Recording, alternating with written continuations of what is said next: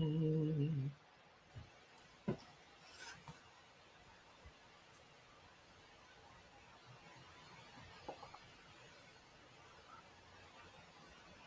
share it. Hello, welcome back to Comics for All. Today is Friday, October 31st, where I'm at, but in my guest part of the world is already November 1st. But today, welcome to Comics for All, where comics, creativity, and community all meet. We have the Mak Brothers joining us today. Thank you so much for joining us from all the way down under. If you guys, can you just kind of introduce yourselves and how in the world did you get into comics as a reader first? Because obviously that's where most people come into the comics industry. But then how did you get into actually creating comic books? Just kind of give us a general introduction. Well, happy Halloween to all the American viewers. Yep. Thank you for having us. Yeah, we've already had our Halloween, so we've woken up refreshed. We are the Mak Brothers. This is Josh Mak, and I'm Aaron Mak. I like your story about how you got into it. I got into comics. Well, when I lived in Singapore, there weren't that many comics when I was growing up, and I wasn't really hugely interested in most of them. I did come across the X-Men TV series that came out in the 90s. I really liked that. Oh, yeah. And what really got my attention was coming across Spawn. That was something that was hard to get. Back in those days in Singapore, it's a lot more strict on censorship. There wasn't very much of it around. You get one or two random issues. You wouldn't be able to follow a series or anything. But just initially, it was the violence and the artwork that got me. So those were things that I talked about for years after, when I only had maybe like 3 or 4 of them. Got it. That kind of spilled over into how it affected me, because he would talk a lot about Spawn, and I think it was about 4 or 5 years ago. I got sudden obsession. I needed something to fill up my time, so I started getting into comic books. So where else to start but Spawn? And then my collection grew massively. And that's kind of how I think I was collecting so many comics. And Josh and I, we'd worked together on film projects in the past. And we've had this one project that we were sitting on for like almost a decade before we finally went, well, why are we just sitting on it? Why not do it as a comic book, since you've been reading all these comic books? And that was the spark that kind of sparked Cynation Comics and everything. Love that. And then that actually kind of goes right into my next question: is what was kind of the genesis point, or what was your initial idea for the formation of Cynation Comics? We had this story we wanted to tell, and the original idea was to do it as a film. We realized as a single film, it wasn't able to capture the whole story, so we thought maybe a TV series. And the thing was, it's a really hard series to do independently because you have no budget. Right. There were too many, scenes and locations and all that just weren't possible. And even if we did shoot a concept, which we originally wanted to do, we thought, there's no way we're going to be able to put this out. So we just sat on it. And can I expand on that for a sec? So yeah. The story we're referring to is Gods Among Men, and a lot of the things about it that sort of made it a bit sort of, I guess, taboo or confrontational, sort of the underworld illicit nature and the way we were going to show a lot of these things. And the other issue arose in certain scenes and how you were going to film them with people, whereas with comic books it was like, oh, you can basically draw whatever. That's actually a really good point. If you can expand on kind of what were the earliest influences over any particular comics, any particular artists or stories that kind of have shaped your style over the years. I think it's more of our story that shapes our style. We didn't really draw inspiration from anywhere. It was more, we had a story we wanted to tell, and then we tried to find the people and things that would suit it, how we were going to go about bringing it. What we did present, so our artist Ben Sullivan, when we first met him, the key thing was that we wanted him to bring his signature style, but we wanted to also show him sort of like what were some of the things that we liked reading and art that we liked looking at, just to sort of set the baseline of like, yeah, this is the overall standard, I'd say. Because one thing I'm very pleased to hear when people do get into our book is quite a few people have said, oh, it looks like something like from Image Comics, and I'm like, yes, that's the standard that we want to set, for Right. ourselves, for what we deem sort of acceptable to put out.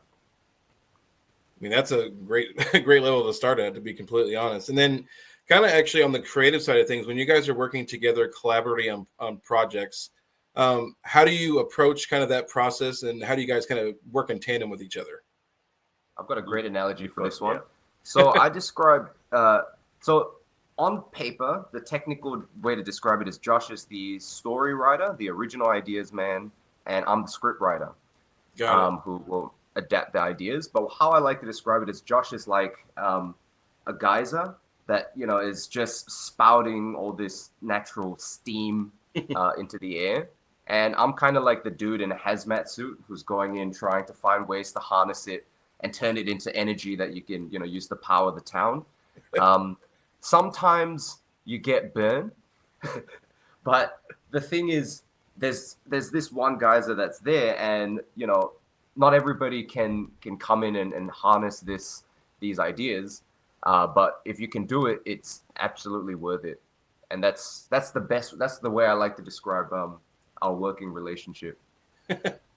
I really like that, actually. Kind of like your typical workflow. Do you start with like a concept? Do you start with an outline? Do you start at the ending? Kind of what's your from concept to actually like a printed product in your hand? Can you talk about kind of what that process is like for you guys? We start with the beginning and the end always. And by end, I'm not just talking about an issue. So for our two titles, Gods Among Men and Anna, we know the very end, like what the last issue is going to be.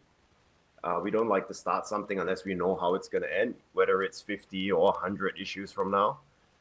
And then the meat in the middle, we kind of improvise along the way. That can change here and there.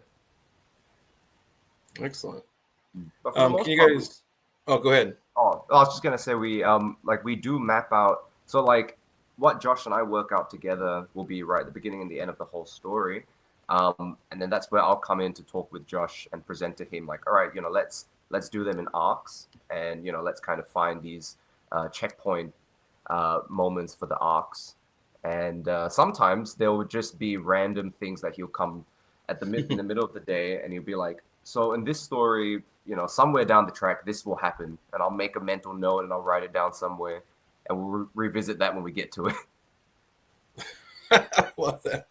And then kind of like when you're actually working on art, or is there specific tools like traditional or digital tools that you guys actually use in the creation of art? So because we're just the story writers, I remember at an early stage, I did try to do some sketches, and they turned out ghastly. So we realized that, we definitely need a proper professional artist. So that's when we found Ben Sullivan, who's a local Melbourne artist, and he is a traditional artist. This wasn't something that we were initially looking for explicitly, but when we found him and we saw the beauty that he was doing, he was creating with traditional art, we kind of really saw that, there's such a benefit to having this, with having original art pages, and there was a visceral nature to, textures and expression to his art that was just sort of hard to capture if it was done digitally. But we do have a digital colorist, so I think uniting the two worlds of traditional and digital has given us this really solid workflow. I love that, and at least for me as a reader, I feel like I appreciate those types of books and creative works that come out. You can tell when there has that mix of traditional and the digital. I think it really pops when it's actually in printed form. It really does. It really stands out. And now kind of turning a little bit of a leaf into more of the creative, I guess, universe for Cynation Comics. How do you guys handle continuity or kind of shared storytelling across multiple titles at this point? Well, that's why I think it's important before we started both titles that we knew how it ends. Mm-hmm. So that kind of keeps us in check. We have a clear heading on where we're going, but along the way, you see, they're very different. With Gods Among Men, it's more, our challenge sometimes is what don't we put in, because it's a true crime story. Not that we try to censor ourselves, but some things, they might be interesting tidbits, but they don't progress the story. Because you can put it in and then you're going to end up with, an entire issue that's interesting but doesn't really move the story forward. So Fair. sometimes you have to take things out. Whereas with Anna, that's a bit different. That's the more fantastical, superhero-esque kind of comic. And in that one, because we base it off real life and the band, it presents a different sort of challenge because members have changed in the band since we've started the comic. And we've decided that, we're going to use that as a challenge to ourselves. When members change, we have to then think of how are we going to address that in the comic. And it's removing people is not difficult. Introducing people is probably a bigger challenge because then we have to, give them a reason why they've come in and why they're staying on in the story. Right. It keeps us on our toes. That makes sense. And then kind of the two titles you guys have put out so far, which of your stories has you feel like has connected with one of the most readers, or have you got the most engagement with so far? And why do you feel like that is? My personal observation is that Anna seems to receive more love, I guess, commercially. Like, more people seem more receptive to the colors. It's got, more action to it. And we always want to bring, a high quality of writing to our stories as well. But in many ways, like, Anna is the more explicitly commercial one. Whereas Gods Among Men, I find when the people get into it, they tend to go deeper. They tend to sink a lot deeper into the world of Gods Among Men just because I think it's got, it does play with themes and ideas that are a lot more sort of, well, it's tethered to our world, really. So I would say that Anna has the breadth and Gods Among Men has the depth. Right. And actually, this is a question I didn't even think of until now. What is the distribution of physical comics like in Australia, if you guys can touch on that? So in Australia, we don't have as established a system as the US. It's a little bit like the Wild West down here. Yeah, it is here now too, with the fall of Diamond, unfortunately. Right. I mean, yeah, like in the case of the US, there's still existing distributors like Luna, and there's a couple of smaller ones popping up to take their place. So in Australia, a lot of people will tend to, when they get to the bigger scale, they'll go to these US-based distributors. But other than that, yeah, I think there's more time in your journey that you're kind of, left on your own, or you try and partner up with smaller publishers. I think I can't speak a whole lot on, what more you can do besides go to the US-based distributors. But I think we used the limitation to our strengths, that when you have to do things on your own, then you're going to figure out your own way to do it. And I know thus far our distribution methods have really just been a lot of phone calls, a lot of emails, direct reach out to stores. And it was through that we actually managed to get stocked in 34 stores across Australia and even a store in Malaysia and Hungary. Yeah, that my follow-up question would that be is kind of like the successes and kind of difficulties of that approach. It's what's great with Anna is that the comic gets to travel with the band. Right. So, we've sold comics in Poland, in Japan, not in the traditional way, but through the shows, we're able to get to more outlets. But in Australia, yeah, we do have a lot of local stores that stock our comics. Mm-hmm. And that's been going pretty well. I think King's Comics we've restocked a couple of times. Yep. Yeah. Oh, that's great. Yeah. And then when you guys are again kind of approaching the storytelling and world building aspects, how much of your own personal experiences actually come through in your writing or world building, or do you try to separate that? Gods Among Men is like 100% personal. I think Anna is an interesting case because it's a fictional story, but then it's very much involved by real world consequences. And I think there was somebody had given this review for Anna that they said that even though it does play with a lot of these, larger than life, like this, sort of portal travel and powers and superheroes, that there was something that was sort of a very grounded heart to it, the motivations. And I think that's so important to draw from your real life experiences and really put that into the heart of your work. I was just pulling up the Kickstarter here. Yes. For Gods Among Men 1 and 2, because that's we're going to definitely talk about that. In terms of kind of being in the independent comic scene, and that sort of aspect of the industry, what do you feel like has been the biggest, or I guess probably break the challenges into multiples at this point, but kind of the challenges of actually, like you said, reaching a distribution point where you can actually sell in different countries, the digital platforms, kind of what are the difficulties you've kind of faced along the way? Just kind of being real with the audience. I really like these kind of questions. I think getting stocked internationally has been a challenge. Mm-hmm. Generally most not distributors, but the vendors, retailers. Yeah, they don't want to stock anyone that's not going through like Diamond, for example.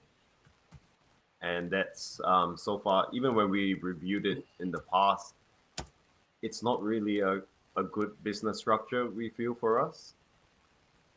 Having the amount of money required, the number of stock that they want up front, things like that. Right. So we found it actually better to grow slowly and on the small scale, but on our terms. There was actually a documentary about this chef in Japan. Like, he's got a little restaurant, and he had a saying that I think kind of applies to us. He said, "It's better to be the head of a chicken than the ass of a bull." And that's exactly what we are. That's really well. That's very succinct. I like it. I will definitely expand on that. In that, right, that when we first started out, you always come across challenges, obstacles, and sort of barriers, right? But I think for us, we kind of, one approach that we've been taking since day one, and will constantly adapt, was sometimes you find barriers if you're proceeding along that same path as everybody else. Right. But if you try and find ways to sort of play a different game, then you've got new challenges, but you're now going down sort of this unbeaten track. And that was a huge thing with one of our answers to distribution was, right, why don't we carry it along with the band? And because the band was already this vehicle that was now moving internationally, it gave us this opportunity to distribute, so to speak, in less conventional methods, sort of street level, if you will. We'll go direct to the consumer, and then that way you also have a greater control of your profit margins, because obviously through distribution or through publishers, you're going to be taking away a smaller percentage with the idea that in exchange of a higher quantity. But if you could make that same amount moving less stock, but you're in control of the situation, we saw that could be something equally as beneficial. That makes sense. And you kind of touched on it. What has been your, or what is your approach to kind of marketing, attending physical, the traditional comic conventions, and kind of like the online social media landscape? How do you guys approach kind of balancing all three of those? Well, one of our ethos is that we want to sell comics to people who don't usually buy comics. I love that. People who buy comics, they're going to buy comics, right? If you make a good quality comic, they're going to get it. And that has already happened with both our titles. People who are into comics, they appreciate it, they love it, and they've become fans of it. So we're not, super focused on that. We're more interested on someone who's outside of the comic world. How do you present this to them? And that's where the band has helped a lot. As a result, we've gotten to bring the comics to festivals where comics have never been seen on their tables. And so we did a festival in Alley Beach, and there were people who bought it, literally from the age of 7 up to the age of 70. Oh, wow. That's amazing. Because they liked the band and they wanted to support the band and purchase some merch, and that's what we had available. So as a result, we've put comics into the hands of people who otherwise never would have. And maybe the 70-year-old doesn't read it, but they go, "Oh, I'll give it to my grandson for Christmas," or something like that. Right. And somebody, you otherwise wouldn't have reached becomes a fan. And then kind of a conclusion part of the being independent comics. How important or in what role does diversity and representation play in your guys' storytelling, and how important is it? You know, I've actually never considered that when I'm writing, because these are stories that, especially with Gods Among Men, these are stories that are based off events in my life. Mm-hmm. And I guess if diversity appears in it, it's probably because my life choices and decisions have led to a lot of diversity. But it's not something that I've consciously thought about. You know, my main focus has always been, is this a good story? Is it worth telling? And focus on that, and the other stuff will kind of find its way. Good, because now we're really going to hopefully take a nice deep dive into your guys' Kickstarter coming up. What is the actual launch date on it? So we now actually have a proper launch date, and we're going to be looking at the 31st of January, 2026. Excellent. So my first question is, can you give us kind of like a fairly simplified pitch of what makes this book stand out amongst kind of the fantasy realm? Well, the way we would describe the book is it is a true crime narco noir about one man's descent into the criminal underworld through the need when the legal world fails him, he kind of seeks other forces. And this dive is it's not just sort of what people think, that it's like a get rich quick scheme.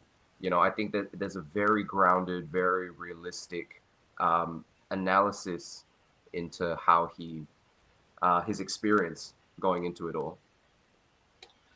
And I think you've probably touched on this a little bit too, but can you strike on the idea of going from kind of a concept on this all the way to a Kickstarter campaign, or even if you can even approach on difficulties or things you've learned doing previous Kickstarter campaigns? I think the production actually is the easier section versus the Kickstarter, I guess. Once you get the production train going, I think with Gods Among Men 1, we were still working out the beats, especially in the early pages with, with our artists, with our colorists, and we were new to it all as well. But I think once we found our rhythm, production now is just smooth. We'll send the scripts out to our artists and colorists. They'll send the pages back with minor tweaks, and then bam, you've got the finished pages. Kickstarter it just presents more challenges, I guess, in the sense that the things you have to consider are how you're going to structure the Kickstarter, and then how you're going to market it as such.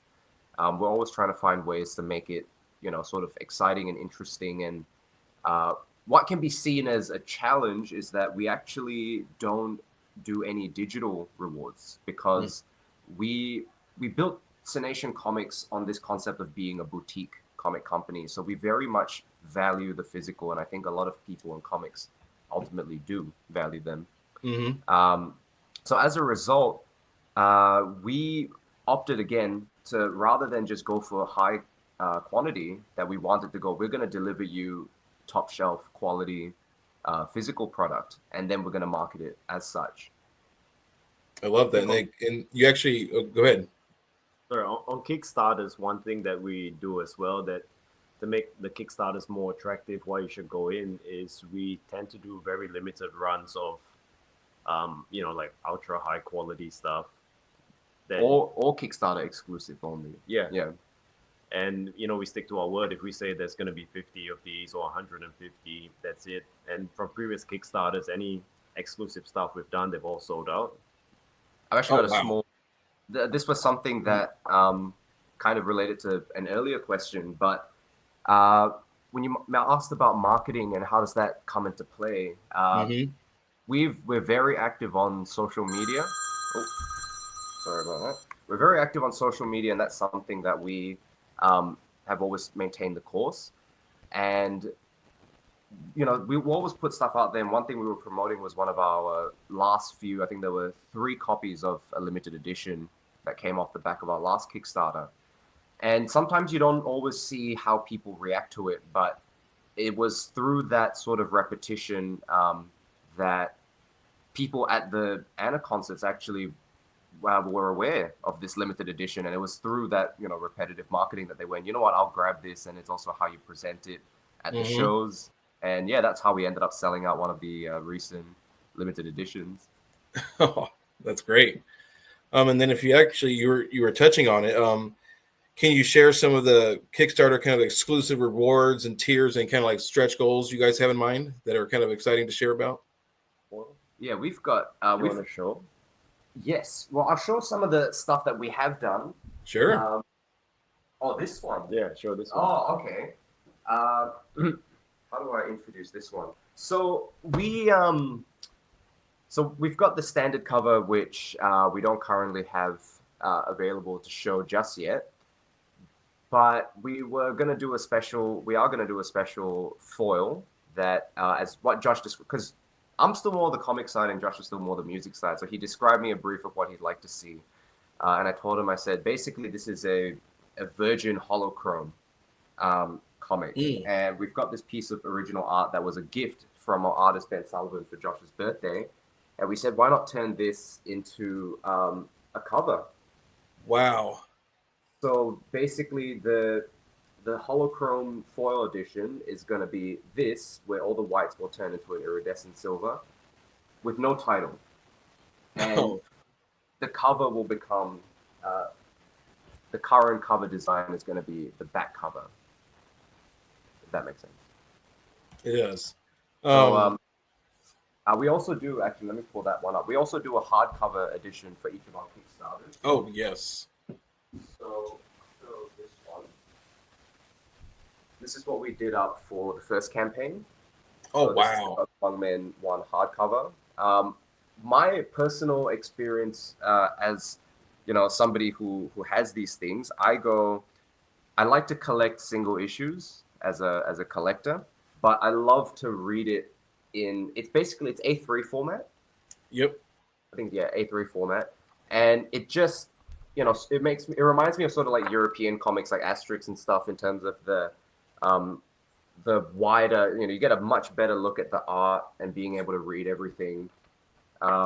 We include some stuff in the back. And yeah, we also chuck in some special sort of like, galleries behind the scenes. Oh, yes. In our hardcover. I love that edition. kind of that back matter stuff.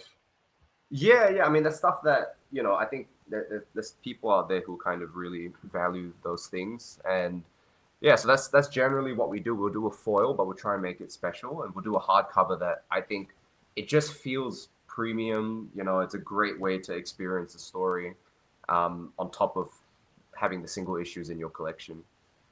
And then kind of a question that just came to me just a minute ago, especially when you showed that hardcover edition, do you happen to know if any of your hardcover editions have ended up in libraries in Australia or like archives or anything? Not the hardcovers. We do regular have covers. Well, we do have copies of the regular book. So what you can do because we're in the state of Victoria down here in Melbourne. So what the State Library of Victoria actually encourages anyone who's published a book to basically send a copy in for records. So that's great. I wish our state library would do that. It's a great thing to have. So they they put it on you as the creator or as like a local publisher to do that. But it's great that they basically tell you should. Yeah, we wouldn't give the hardcovers to the libraries. Those are for fans to buy only. That's fair. We'll keep it boutique by keeping it that way. And kind of in your upcoming ideas and projects that you have going on, are there any new genres or creative directions that you're looking forward to that you haven't got to explore just yet? At the moment, I think Gods Among Men and Anna keep our hands pretty full. We've decided maybe down the track, like we have other ideas, but we don't want to, spread ourselves too thin. Yeah. At a later stage. It's either going to be we're going to finish these stories first because they're going to take up a good chunk of our life, and that's our priority to see them come to pass. I saw this video recently where Todd McFarlane was talking about longevity, and that was that kind of really resonated with me. Like, I think it is important to be able to have, and look, not some people tend to write sort of more mini series and short form stories, but we love, our Anna comic book takes large inspiration from long form anime like Naruto, like manga, and we love following journeys that really get you invested in, and they pull it off well. And I think that's something that for us, we see Gods Among Men and Anna, having these qualities.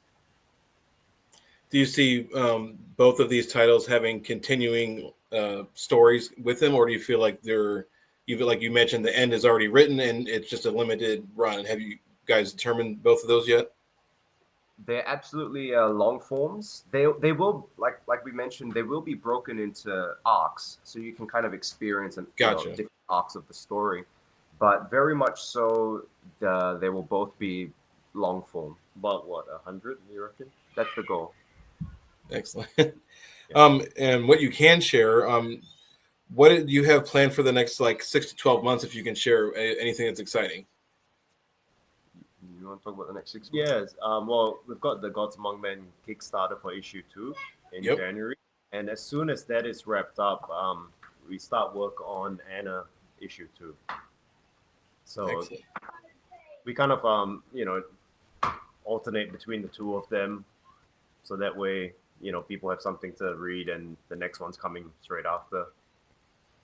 That's right. And then just kind of a general question, can you speak a little bit on the comic scene in Australia? That's something actually I have never heard on myself. I'm just kind of generally curious. Is it pretty challenging as it is in most places, because comics necessarily is not the hugest money generator, but what's the comics scene? Is it easy to connect with other creators, or kind of what's it like? I would say it's because it's small, it's fairly easy to connect with other creators. The Australian comic scene is, and I wonder if this is something that also might, carry across and can be found in other local comic scenes. But I think when we first started out, the sort of camaraderie is very strong, because it's like, yes, we're from Australia, and like we're not Americans, like we don't have all the access that they do.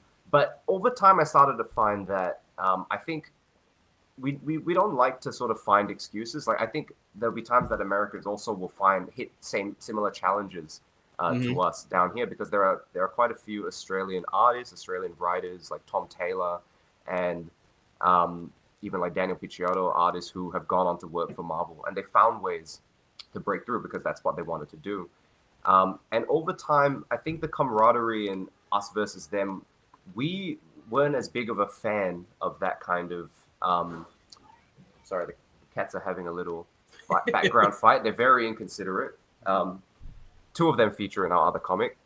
But yeah, I think that was something that we are very much still involved in the Australian comic community. But because we're sort of trying to do our own thing that's a bit different, like with the band and trying that's to do fair. comic book, we'll still go to conventions every now and then.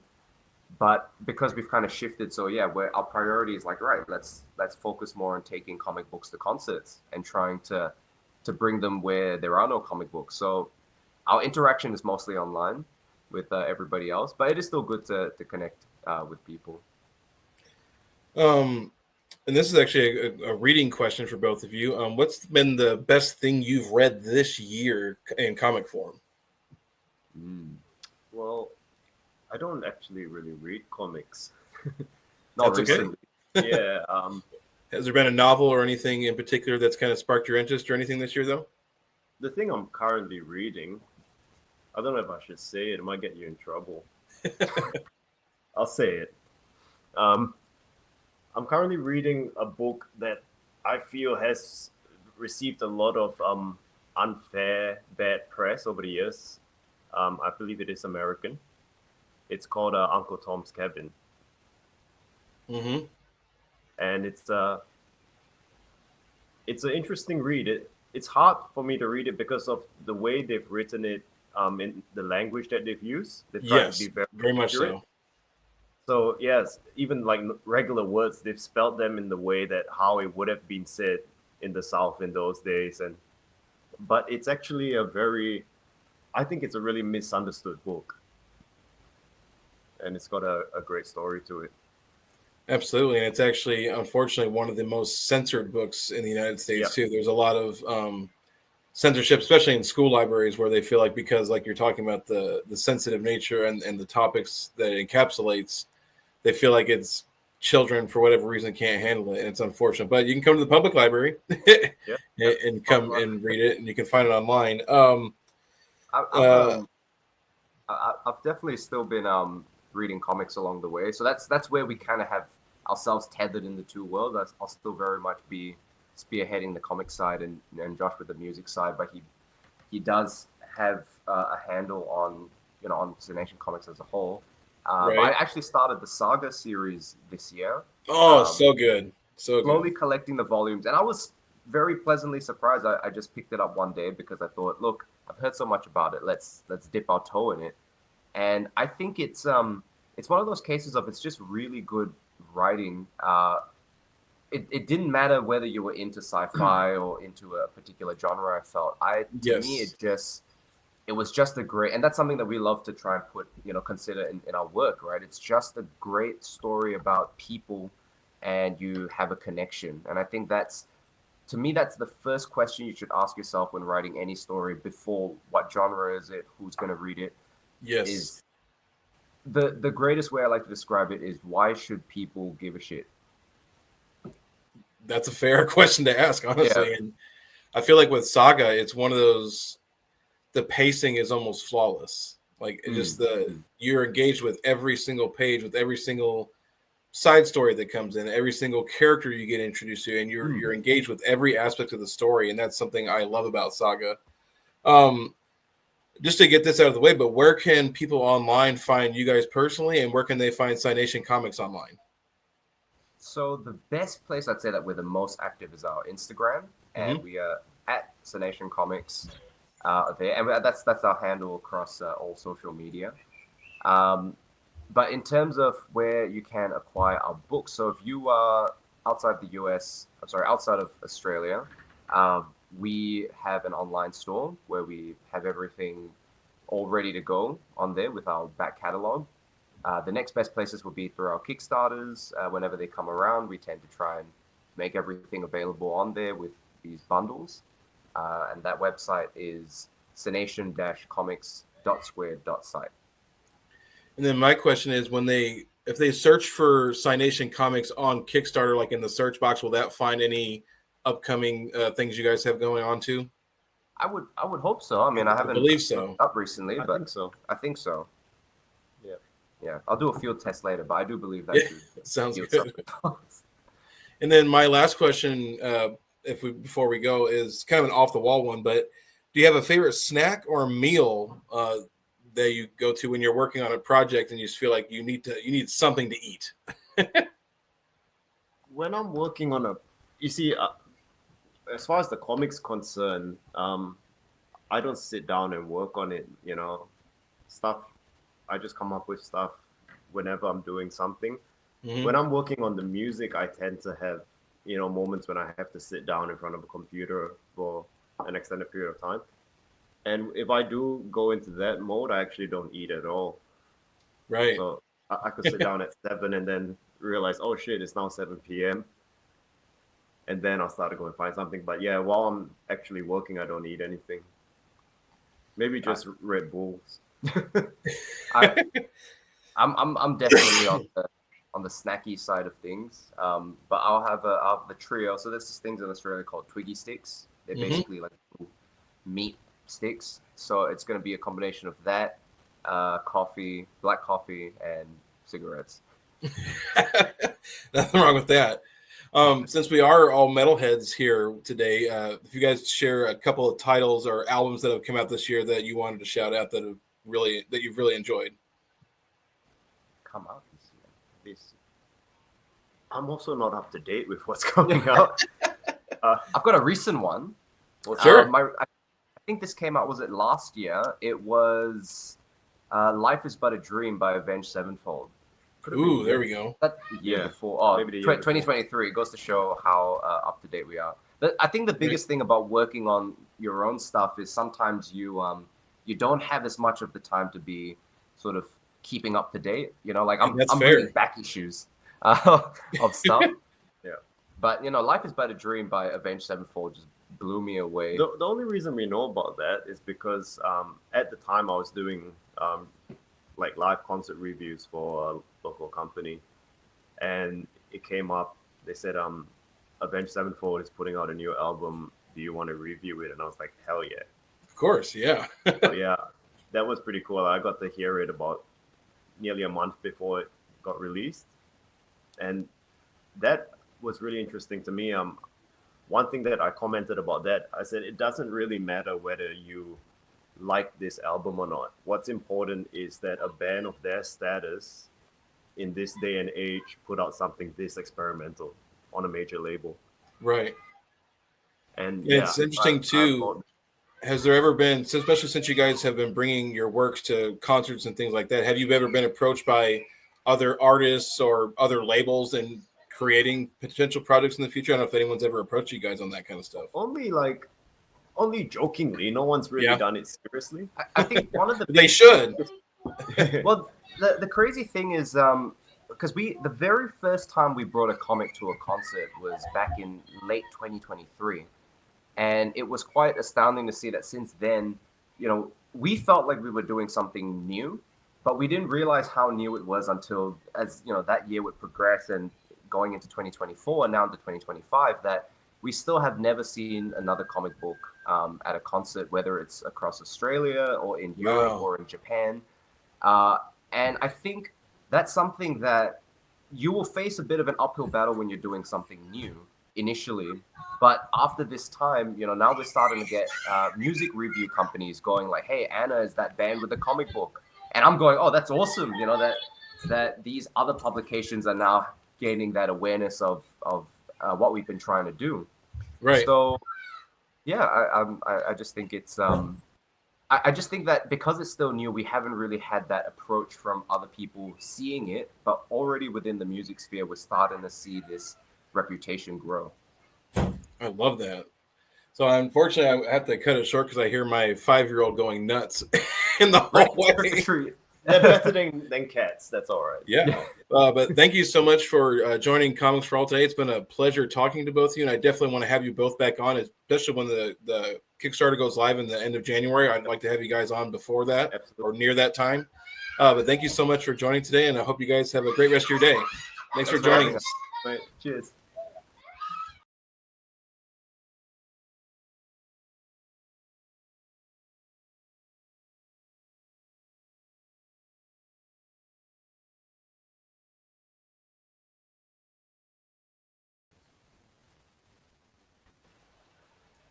Okay, and we're done. All right. Yeah.